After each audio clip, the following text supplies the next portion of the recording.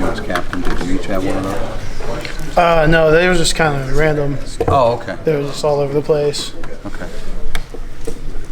I think the media in the spring felt like you kind of stepped forward as a leader at this podium. How important was it for you to earn the distinction?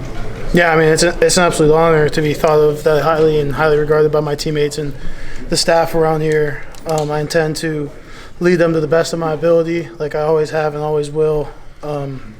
It's a pleasure to be in a room with guys like we have who care so much and work so hard and just make me want to work harder and be the best person I can be every day. It's an honor. Right.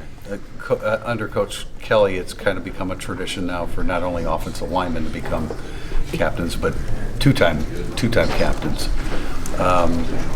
What are your thoughts on that? And how important was it for you to follow in the footsteps of the offensive linemen that have had that distinction?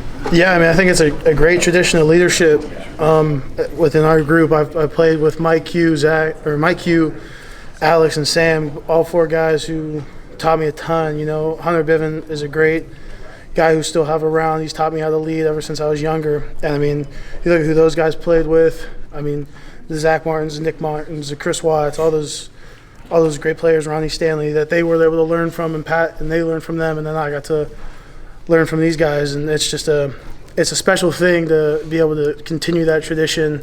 And like I said, it's an honor, and it's a very high distinction that I feel honored to receive.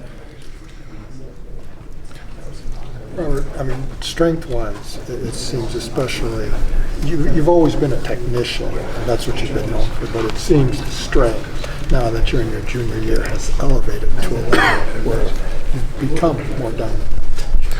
Yeah, I mean, hats off to Coach Bayless and the strength staff. I think they're the best in the country.